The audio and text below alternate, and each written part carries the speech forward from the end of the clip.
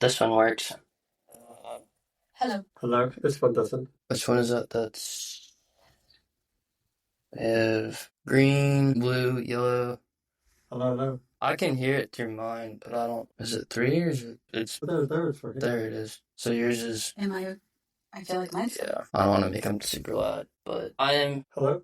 Yeah, mine works. Let me try. Hello.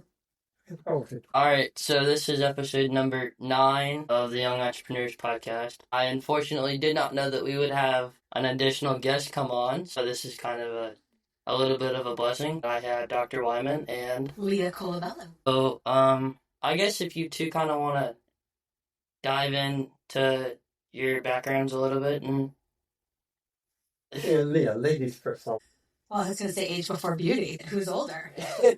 Really? Well, I think why don't we start with our relationship? I've been so happy to work under Dr. Wyman's tutelage as a member. I'm an adjunct faculty member here at the College of Charleston in the entrepreneurship side of the School of Business. I teach social entrepreneurship and I teach from experience. Okay, then my background is I'm sort of a half English, half American, and after college I ended up doing I worked for a German toy company. yeah. I lived 3 years in Munich. I went back to England and did an MBA. And then my father was also in the toy industry. And he retired. And so I thought, oh, he did it, so I can do it. And so I became an entrepreneur and I designed toys and games. And so that was quite a few years ago. And after doing that for almost 15, 20 years, I moved from England back to America because I'd spent some of my childhood in America, and became an American. American does, I had 2 passports, British and American. And so then from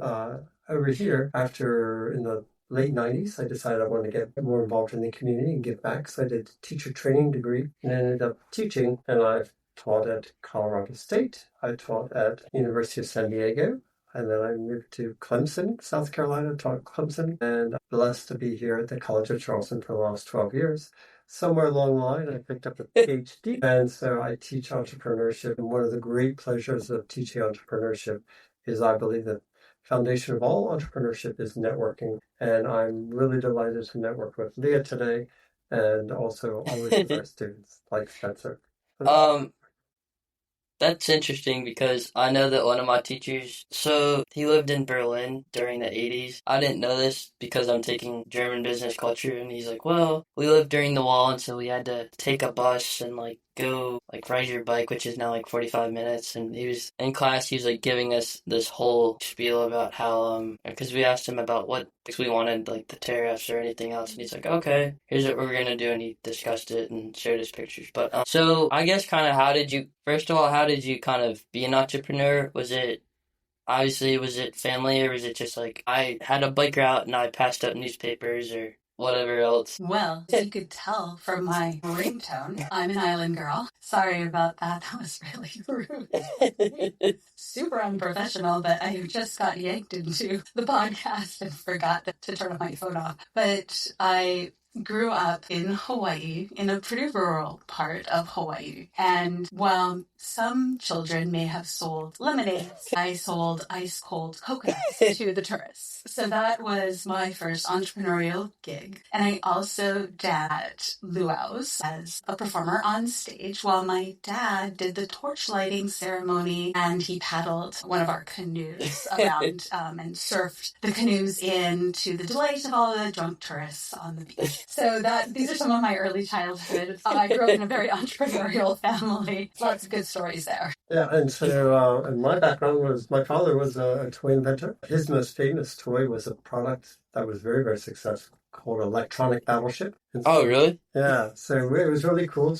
I remember when I was a teenager, he would sit there and he'd bring in these electronics and say, hey, what do you think about this? What do you think about that? And so later on, I shared some of the same experiences with my own kids. Here's some toys to play with. But eventually I got into academia, which was a different way to do it. And obviously doing academia, I taught entrepreneurship. And speaking of fathers, so my father also, he was quite well known in the surf industry, and he ran surf contests, and one of them was the Duke Kahanamoku Surfing Classic. So my first job where I was paid by somebody else and not in an entrepreneurial position was at the age of 13 working for the Triple Crown of Surfing, this prestigious three-pronged tournament. It's a surf contest. So my job was to sweep the sand off the stage at the beach, which, you know, you're at the beach and there's a lot of sand to sweep off the stage all the time. But I worked my way up through the ranks of this entrepreneurial endeavor of surf contests, and by 15 I was writing press releases for the AP Wire that my friends in Australia, because, you know, surfing is this international crew of people, they would say, you know, here's your article, right? And this is, you know, back in the day of fax machines before the internet. And it was very exciting, and that started my international career working in international surfing. But international sports at the time was an entrepreneurial endeavor. And so the people that put the surf contest together, they were all entrepreneurs, and I was essentially, as a teen, on their leadership team. And so I got to see the ins and outs of how do you build a business, from putting together the entire event operations plan. How do you pitch the plan to sponsors, right? How do you put a budget together? How do you stage the event? How do you promote the event? And I started seeing this all at the age of, again, like as a teen. And then is that kind of how, I guess, sports teams work? Very rudimentary. It's definitely a lot more advanced these days, right? With the WSL now kind of has taken over that property. It's changed hands over the years. The Triple Crown of Surfing was purchased by Vans, the brand. So it's definitely, you know, now you can watch it on the internet, right? It's this global endeavor and super exciting to be a part of it. But, you know, I was there when they were first broadcasting this on the internet. Right. It was mind blowing. So people in Australia or Brazil, you know, or Europe, they were watching surfing live. Unheard of. When my dad was running the Duke Kahanamoku Surfing Classic back in the 60s, it was crazy because he got ABC Wide World of Sports to come in with their helicopters to film as they're surfing. And now it's drones, right? And he's got really funny stories of like the ABC guys, because, you know, you can't just say, hey, surfing is going to happen like at 2:00 on a Monday, because you have to wait for the swell to come. And so he's got great stories of the ABC Wide World of Sports guys would come in for like 2 weeks to Hawaii from New York City and then hustle their bustle out to the North Shore from Waikiki to film it and then spend the rest of the day just doing whatever. Yeah. That sounds like Yeah, great. It does. So this is the environment I grew up in. But it led to my career in international sports. So I ended up working for other entrepreneurs in sports for the Ryder Cup in Spain. And then the PGA Tour hired me after that. And I just grew up with this international and entrepreneurial mindset where if there was a problem, I knew how to fix it. And I would figure out how to do it, because that, as an entrepreneur, you show up and you say, you know, hey, I got it. And you figure out how to do it. Now, Leo, you were quite a talented surfer yourself, weren't you? Way back when. Way back when. Yes. Didn't you win some competition? Oh, you know, the Menahuni competitions. that means the little kid competition. Yeah, that was but yeah, I played water polo in college. But yeah, actually being an athlete and a woman athlete has been really critical to, I think, my own personal success. You know, you give it 110%. I can still hear my water polo coach yelling at us in the pool, you know, give it 110%. And I show up every day, no matter what, give it 110% or more. And when was the last time you were surfing? I know, right? Well, gotta wait for the water to warm up. I'm a sunny day surfer these days. But you still do it here in Charleston? Yes. That's super cool. Yeah.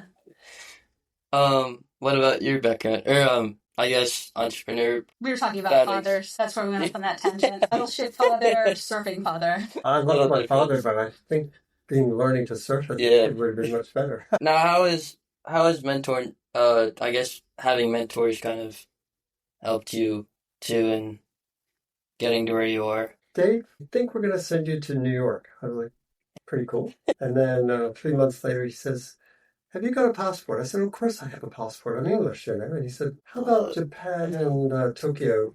I said, fantastic, when? He says, tomorrow. And so I had to go back, and I come back to him 20 minutes later. I said, Jurgen, I have a credit card, but it only has a limit of £200. He says, oh, okay. So he gave me $2,000 cash to pay for the hotels and everything like that. So I think it's really, really critical to have mentors and people like that.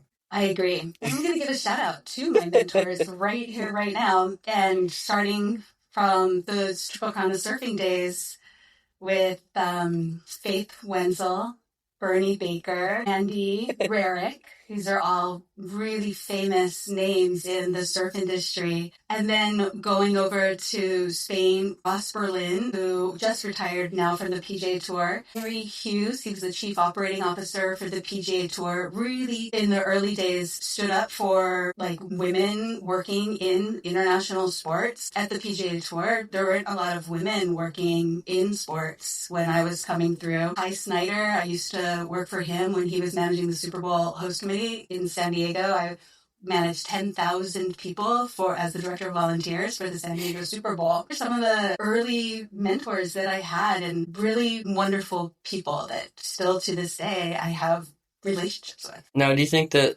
a mentor has to be, I guess as you were saying, super well known, or can it be, your teacher or whoever else who isn't super well known? Meaning it could be like your grandfather or your neighbor who knows a lot about a certain industry or whatever, but isn't like very popular, known within a certain sector or whatever. Well, it definitely doesn't have to be anybody popular, but it's typically a two-way street.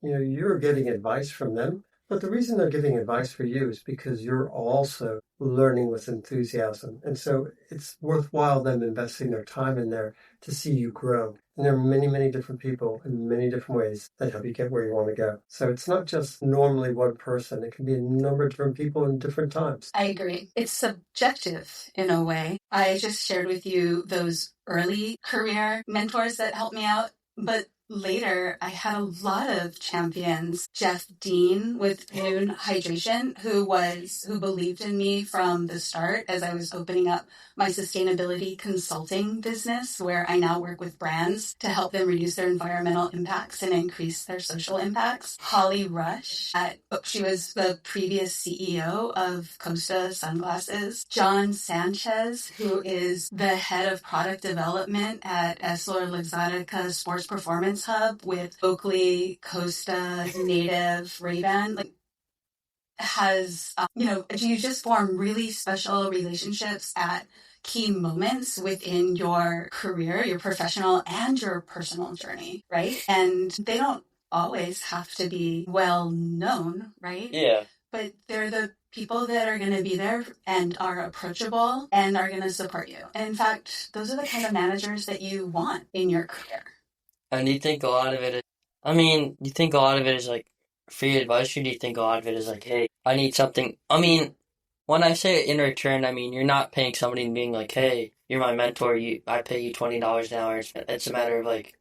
That's typically a coach. Yeah. Okay, so there's different elements. Like I had a good guy who was an executive coach in Silicon Valley, and he was executive coach. Among his clients was Johnny Ive, who was the most famous designer in the world. What John said was, if you're on the fast track in Silicon Valley, you have an executive coach. And it's because none of us knows everything. So what an executive coach does typically is they bring the best out in you. And it's a different relationship than necessarily a mentor, but a coach would actually get paid, and paid quite well. But they're also more time intensive on you to try to create the complete you, the whole you. I think these days people tend to look at relationships as transactional.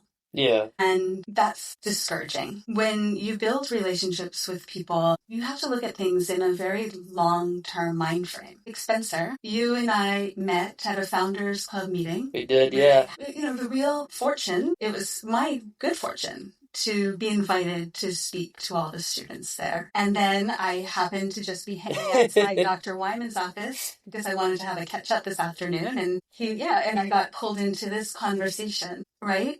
And this wasn't a transactional moment, right? This was about relationships. Sure, I work at the college Yeah. in Charleston, right? But I'm here because I believe in the students and I want them to do as well as they possibly can here, now, and set them up for success in their future. So I'm not just here for this 20-minute conversation. Yeah. I'm here to make sure that you are set up for success and the people that are listening are set up for success, and it's a bit of a relationship. I'm not expecting anything out of it, right? It's not transactional in that way. And it's not a one-way where it's kind of multi-ways, if you will. And our paths could cross 100%. in 5 years' time, right? Where this podcast has hit 1 billion listeners, right? And you'll give me like the thumbs up on LinkedIn. And I'll, you know, but that's it. Anything else? I kind of... so kind of building off of that, what do you think about like the online coaching that's kind of come out? Meaning like if you pay somebody $100 or whatever and they offer you free advice, but then it's like, oh, I can scale it to you by the time you're age 22 or 25. Well, Spencer, I know that you are studying for finals right now because if I paid somebody $100, it's not free advice. So I do believe that you want to do some due diligence into who you are interacting with for that advice. And again, it's what is it you're hoping to achieve? So you would have done a personal gap analysis on maybe you've gone to the career center and said, or some, you know, you've understood that there might be some kind of deficit that you're trying to overcome in your career or your job search expectations. And now you're going to target your search by possibly talking to Dr. Wyman saying, hey, have you heard of a coach out there that might be able to help me with improving my resume or my interview skill sets? Something like that. Yeah. So it's not just a random person on the internet. Well, because I think that's kind of what there's people in, especially now, is it's like, hey, here's the results from one person. And it's like, just pay me and I'll help you get to where you want to be. So it looks flashy, but then you don't really put in all the due diligence and all the necessary work that's required to get to where you want to go. So a lot of the coaches, I mean, there's typically coaching is for someone who's at a higher level. Certainly, I don't think that any college kid would need a coach. Okay, I mean, we're talking about typically people who are in the junior C-suite and trying to get up to the senior C-suite, and that's where they have a discrepancy or a gap in their skills and what's required at the next level. And that's where the coach would come into play. So, for example, there are industrial groups like Vistage that do a tremendous job where they actually get a team of anywhere from 12 to 17 people who are all on the C-suite level. And they are also, it's a group learning process. So they're learning from each other. So I would be, I'm always cautious about somebody who would ever just online give you advice. I'm sure there must be some good ones. Yeah. But I would be cautious. I've had that happen, and then my sister, because I paid somebody to do FBA, and then my sister's like, oh, look at his account. It's a phishing scheme account, but I was able to get my $100 back right before the second payment, and the person, he's like, yeah, you can... Why did your mom say I need it for food or whatever? And I'm like, I don't really know. And I didn't pay him. And I was like, you know what? I got my money back. And now I've just been worried about it. But so Spencer, you have the most, after an Amex Black, you have the most valuable and much more important than an Amex Black. You have the best card that's available to anybody. And that's all 10,500 students here have the same card. It's a student card. You can get free advice from anybody in the world pretty much by just asking them. So my advice for young people would be that you do not need coaches or things like that. We had, for example, when I was in San Diego, we had a group of students and they had to do this interview project. And so they ended up, at that time, they said, can we interview Tommy Lasorda? And Tommy Lasorda was a coach of the LA Dodgers. Not only did he say yes, but he invited him to the Dodger dugout to interview. Similarly, when I was at Clemson, a group of students they said, how about Dabo Sweeney? Sure. So they interviewed Dabo Sweeney and things like that. Almost all people who are really good people will give time. And I would say the vast majority of people are really good people. Well, because I'm in the process now of, I don't know if you remember Jose Goldner. Absolutely. So he kind of said, hey, because I was asking him about doing the visual for this, and Jack Moran does another podcast called Chicken Hands that's based in Charleston. But I know that, like, I'm generally tight on money, so I'm like, hey, can you give me somebody or whatever, a connection? And he's like, well, what's your budget? And I'm like, I don't have a budget. And then he's like, all right. He gives me this list of things to ask. And then he's like, here are some books you need to read about mentorship. And I'm like, okay. So then last night I was Googling them in Barnes and Noble. And of course, the public library doesn't have them. So I'm like, okay, now I might have to go buy them and then read them. And then part of me is like, okay, well, because part of me asked and was like, what books do I start with? Like, what book specifically do I start with? And he gave me a whole list. And so I'm like, because I don't want to say that I'm going to waste my time, but part of me is like kind of point me in the right direction for what is going to be the most beneficial to me in terms of getting the most out of a book for like expanding this or expanding a company or whatever else. Well, I think that you're doing the right thing, which is by talking to people. And I would always say, just I would take one book at a time because I think it's really easy to buy 5 books.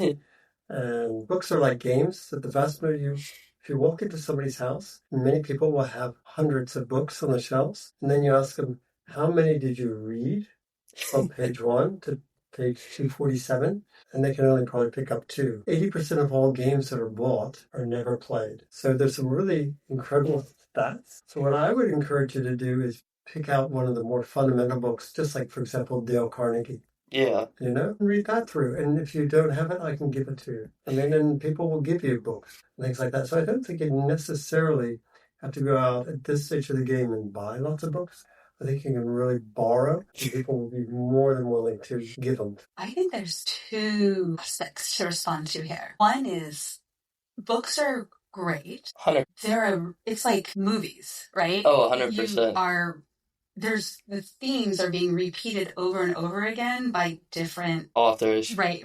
It's the same theme, but it's been updated with current scenarios and current lingo. So, I mean, pick somebody that inspires you and a theme of the book that inspires you, right? But you've got it. That Dale Carnegie book, that's been reincarnated, the things in there by different authors over and over again that I've seen in my wisdom years, these themes. But I think there's another issue here to discuss, and that is this conversation about reading isn't going to build the network that you're going to need. You have to go out and get that hard life experience, and you're going to fail and you're going to win. And you're going to have success, and some days are just not going to go so well, and you're not going to want to get out of bed. Life is hard. It's not easy. And a book might serve to motivate you, but it's going to come from your heart, that it's, that you're wanting as an entrepreneur to embrace the fact that you might not have won the day yesterday, but you're going to get out of bed and you're going to give it your best shot today. And that's kind of, I think, my parting moment here is, but you're going to get that through experience. And a book is a lonely way to get that cheering team. So that's why a mentor is somebody like, Dave challenges me, Dr. Wyman challenges me, right, to be a better adjunct professor, right? I didn't study how to be a university teacher, but I have some great real life applications that I hope my students are learning from, right, to take into their lives moving forward. But that's this mentor relationship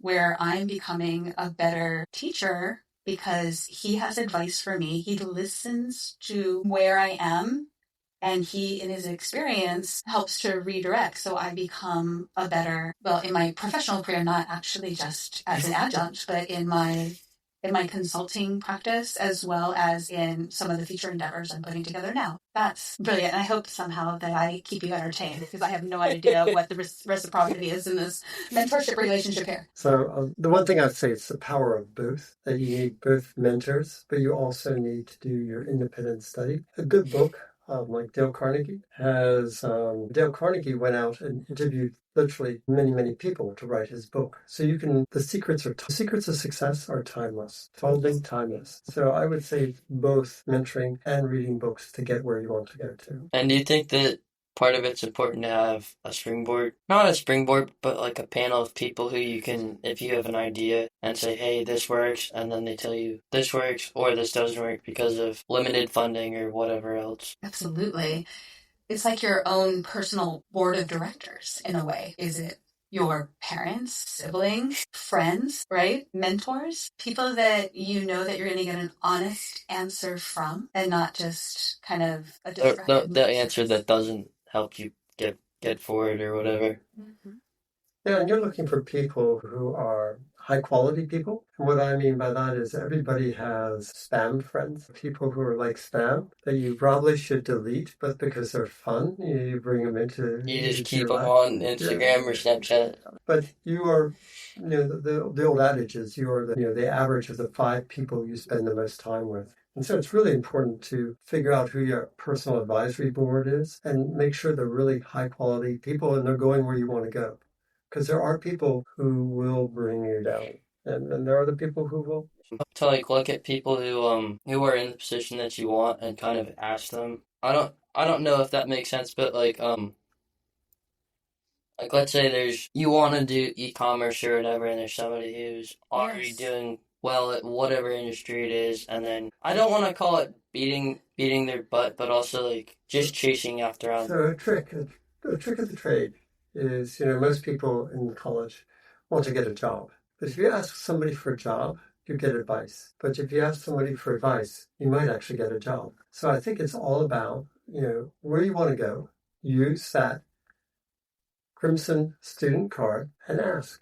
And vast majority of people, unless they're really super busy, will say yes. I'd like to point out the power of the LinkedIn network as well. I can't tell you how many times I get people from in my network from different industries saying, I've met this young person who wants to get into sustainability consulting. Would you take, some time and meet with them about what you do and this and that, and, provide some career advice? Kind of a little bit of mentorship, a little bit. Right. So that young person has reached out to their network and their network has reached out to me. So there's this indirect, what you are actually asking for, which is how do I reach out to somebody who inspires me, but I don't know. And that is how that has happened in the world that, I do try to make the time to speak to people who are trying to get into the world of sustainability consulting because we need more people. So Spencer, you've been doing this podcast for a while now. Since I started in September. Yeah, which is absolutely brilliant. Absolutely brilliant, mate. So what have been some of the key lessons you've learned from the podcasters to date? So a lot of it has been, some of it is know your audience, and I would say part of it is like ask questions, because I think part of it is you have to know what you want, and then part of it is also like, okay, you don't want it to fit a copycat model. You want it to be different, and so somebody can click on it and go, okay, this doesn't sound the same as this podcast or this. So it's different, but also it's a matter of whether it's reading the right amount of books and absorbing the information, or it's a matter of learning as you start out and then knowing what works and what doesn't work. Because this is an interesting story. So the control panel, the first time I used it was in early September, and I didn't know. Of course, school didn't tell me that this doesn't save, and so it does. But I had to ask and be like, I saved it to the road. Of course, I was googling it, and I'm like, okay, is there a plug or whatever that I could take from this and plug it into my computer? Of course, the school later on was like, no, you have to record it on the voice memos or GarageBand or whatever else. And so I'm like, crap. And I spent the whole day, it was like 2 hours re-recording my other podcast that I did, and then I was like, shoot. But it was a matter of learning what works and what didn't work, and then kind of applying it, and then narrowing the funnel down, because I started out doing like 4 podcasts, and then I narrowed it down to 2, and then I've narrowed it down to 1, but now my brain's like, oh, I should do the other one as well, but I'm like, this one is gaining more traction, but So I think you answered your own question. I think I did. You know, sometimes you just have to, as Nike would say, just do it. And I think that's what makes entrepreneurship so rewarding is that, it's experiential, that you get out there and do something and you don't just read books all day long or talk. Or go to classes. The classes have their role. They do. Because they introduce you to new concepts, and particularly many concepts that you wouldn't understand or bother to learn otherwise. But also you're building up your network within your own class. Your classmates, your professors, and things like that. Yeah, you don't get any. I mean, perhaps there's a lot of entrepreneurs that do get somewhere sitting alone at home, right, with their, with tech world and things like that.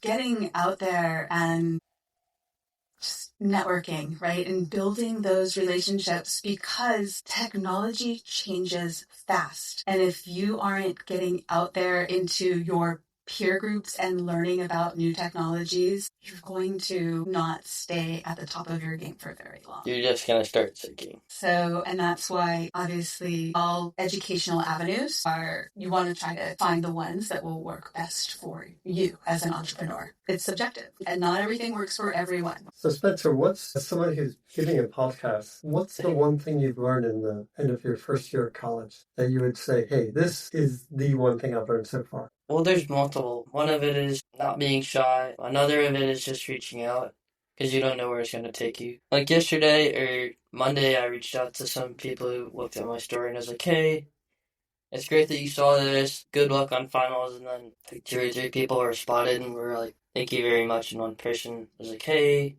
I'm also from XYZ place. We should get together or whatever. And I'm like, okay. But I think part of it is learning. And then part of it is like knowing. I want to say overall part of it is growing. Because you don't know what to expect. Like, I even think about it to this day sometimes. I'm like, is this normal? Is this what is supposed to happen? It's a matter of you're not really sure because you've never been through it before, so you're like, is this normal? Is this supposed to happen? Or is this supposed to happen? It's a matter of not being uncertain. You don't know what's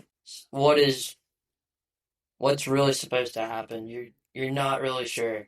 It's like an entrepreneur to me. Oh, you put this out there and you go with it. And if it is well received, then that's a win. Sounds like life to me. And life does not become more certain as you get older. So I think having that entrepreneurial mindset, that get out and go and do stuff, that's really the essence of a creative lifestyle. I would say that, but also like some people, they know they have it right from an early age, and then other people, it's you pick it up once you're 18 or 19, and then you're like, oh, I should have picked it up when I was 16, and then had more experience. It really depends, I guess, is what I'm trying to say. Opportunities come when they're supposed to.